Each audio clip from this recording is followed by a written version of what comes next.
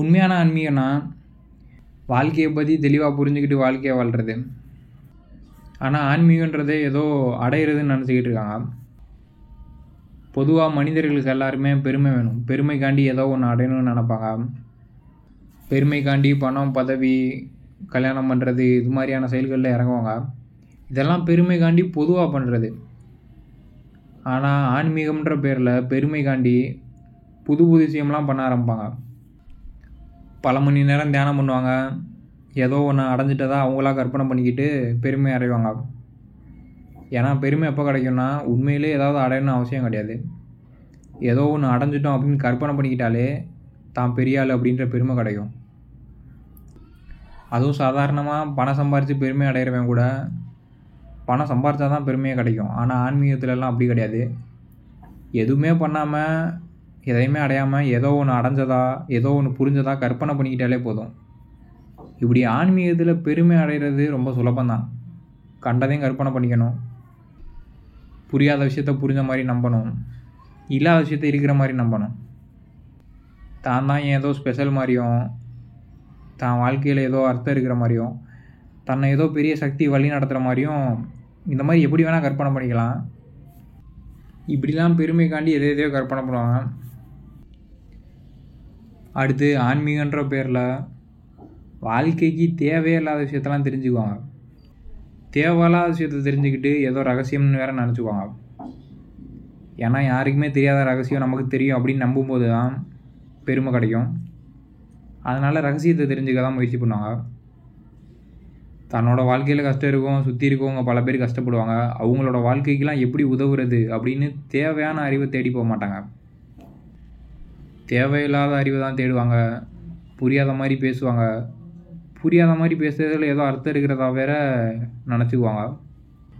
செத்ததுக்கப்புறம் என்ன இருக்குது, கடவுளை பற்றி தெரிஞ்சுக்குவாங்க. இந்த மாதிரி கண்ணுக்கு தெரியாத அற்புத சக்தி இருக்கிறதா நினச்சி அதை பற்றிலாம் தெரிஞ்சுக்க முயற்சி பண்ணுவாங்க. இப்படிலாம் ஃபுல்லாகவுமே தேவையில்லாத விஷயத்த தெரிஞ்சுக்குவாங்க. யாருக்கும் தெரியாத ரகசியம் தெரிஞ்சிச்சு அப்படின்னு நினச்சிக்கிட்டு பெருமை அடைவாங்க. அடுத்து ஆன்மீகன்ற பேரில் ஏதோ பவரை பற்றிலாம் தெரிஞ்சுக்க முயற்சி பண்ணுவாங்க. பவரை அடைய முயற்சி பண்ணுவாங்க. ஏதோ தனக்குள்ளே பவர் இருக்கிறதா வேற நினச்சிக்குவாங்க. மூளையால் ஒருத்தனுக்கு பவர் இருக்கிற மாதிரிலாம் நம்ப வைக்க முடியும். ஆனால் உண்மையிலே எந்த பவர் இருக்காது. உடம்புல பல உணர்ச்சிகளெல்லாம் தானாகவே உருவாக்க முடியும். இல்லாத விஷயத்த தெரிகிற மாதிரி பார்க்க வைக்க முடியும். இல்லாத விஷயத்த கேட்க வைக்க முடியும். இந்த மாதிரி மூளை இல்லாத விஷயத்தெல்லாம் காமிக்கும். இதெல்லாம் நடக்கும்போது என்ன நினைப்பாங்கன்னா, இதெல்லாம் மண்டை கோளாறுனால ஏற்படலை, நமக்கு ஏதோ அற்புத சக்தி இருக்குது, அதனால தான் இதெல்லாம் நடக்குது, இதெல்லாம் தெரியுது அப்படின்னு நினச்சிக்குவாங்க. ஏன்னா அற்புத சக்தி இருக்குதுன்னு நினைக்கும் போது தான் அவங்களுக்கு பெருமையாக இருக்கும். மண்டை கோளாறுனால தான் இந்த மாதிரிலாம் நடக்குதுன்னு நினச்சா அது அவங்களுக்கு பெருமையாக இருக்காது. இந்த மாதிரி எதை நம்பினா பெருமை கிடைக்குமோ அதை நம்புவாங்க. அடுத்து ஆன்மீகத்துக்கு ஒரு குருவை தேடிக்குவாங்க. அந்த குருவையும் இந்த மாதிரி பெரிய ஆளாக கற்பனை பண்ணிக்குவாங்க. அவருக்கு ஏதோ பவர் இருக்க மாதிரி, ஏதோ பல விஷயம் தெரிஞ்ச மாதிரி.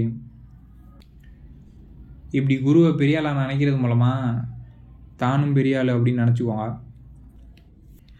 இந்த மாதிரி ஆன்மீகன்ற பேரில் ஏதோ ஒன்று அடைய முயற்சி பண்ணுறது, அது மூலமாக பெருமை அடைகிறது, இப்படி பெருமைக்காண்டி எல்லாத்தையும் பண்ணிக்கிட்டு இருப்பாங்க. ஆனால் உண்மையான ஆன்மீகன்றதே உண்மையை தெரிஞ்சுக்கிறது. தன்னைத்தானே திருத்தி மனதளவில் நல்லவனாக அன்பு செலுத்தக்கூடியவனாக மாறுறது. முட்டாள்தனத்திலேருந்து வெளியே வரணும்னா தான் ஒரு முட்டாள் அப்படின்றத ஏற்றுக்கணும். அப்போ தான் முட்டாள்தனத்திலேருந்து வெளியவே வர முடியும். அதே மாதிரி நல்லவனாக மாறணும்னா தான் ஒரு கேவலமானவன் அப்படின்றத ஏற்றுக்கணும். இப்படி ஆன்மீகன்றதே நான் ஒரு முட்டாப்பைய, நான் ஒரு கேவலமானவன் அப்படின்றத ஏற்றுக்கிட்டு அதிலிருந்து திருந்தி வெளியே வர்றது தான் உண்மையான ஆன்மீகம். ஆனால் தான் ஒரு முட்டாப்பையன், கேவலமானவன் அப்படின்றத ஏற்றுக்கிறதுக்கு கஷ்டமாக இருக்கும். ஏன்னா அது அவமானமாக இருக்கும். ஆனால் அவமானத்தை கண்டு பயப்படாமல் உண்மையை ஏற்றுக்கும் போது தான் தன்னைத்தானே திருத்த முடியும். இப்படி ஆன்மீகன்றதே ஏதோ ஒரு தியானம் மாதிரியான பயிற்சி பண்ணி ஏதோ ஒன்று அடையிறது கிடையாது. தன்னோட முட்டாள்தனத்தை தெளிவாக பார்க்குறது, அதை ஏற்றுக்கிறது, அப்படி அதை பார்க்கும்போது அந்த முட்டாள்தனத்திலேருந்து வெளியே வர முடியும். ஆன்மீக வளர்ச்சின்றது ஏதோ பல நாள் பயிற்சி பண்ணி வர்றது கிடையாது.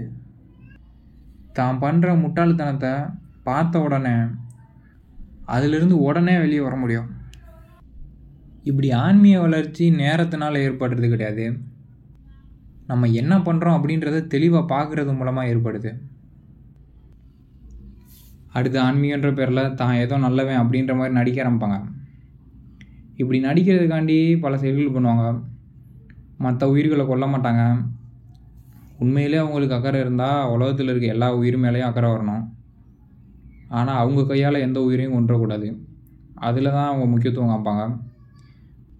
இப்படி அவங்க கையால் கொல்லக்கூடாது அப்படின்னு நினைக்கிறது காரணமே தன்னைத்தானே நல்லவனாக காமிச்சிக்கணுன்றதுக்காண்டி தான். அதே மாதிரி சுற்றி இருக்கவங்களுக்கு சின்ன சின்ன நல்லது பண்ணுவாங்க. பண்ணிவிட்டு தான் ஏதோ நல்லவன் அப்படின்னு வேறு கற்பனை பண்ணிக்குவாங்க. அதே மாதிரி சமூகத்துக்கு நிறைய விஷயம் பண்ணணும் அப்படின்ற திட்டம்லாம் வச்சுருப்பாங்க.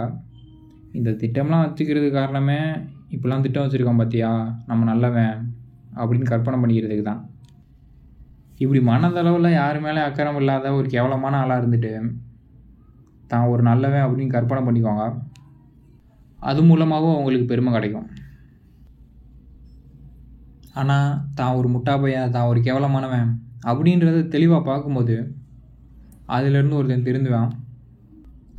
அதுதான் உண்மையான ஆன்மீகம். ஆன்மீகன்றதே சுதந்திரத்தை அடையிறது. மனுஷங்க எதெல்லாம் முக்கியம்னு நினைக்கிறாங்களோ அது எல்லாத்துக்கும் அடிமையாக இருக்காங்க. எதுவுமே முக்கியம் இல்லைன்றதை புரிஞ்சுக்கும் போது சுதந்திரம் கிடைக்கும். அப்படி சுதந்திரம் கிடைக்கும்போது புது விஷயத்தை கற்றுக்கிறது, மற்றவங்களுக்கு உதவி பண்ணுறது, வாழ்க்கையை ரசிக்கிறது, ஒரு அர்த்தமுள்ள வாழ்க்கையை வாழ்கிறது, எதுவும் முக்கியம் இல்லைன்றதை புரிஞ்சு சுதந்திரத்தை அடைஞ்சு இது மாதிரியான ஒரு வாழ்க்கையை வாழ்கிறது தான் உண்மையான ஆன்மீகம். ஏதோ ஒரு விஷயத்த முக்கியம்னு நினச்சி அது முன்னாடியே வாழ்க்கை ஃபுல்லாக ஓடிக்கிட்டு இருக்குது. அது வாழ்க்கையே கிடையாது. பெருமைக்காண்டி தன்னைத்தானே அடிமையாக்கிக்கிறது.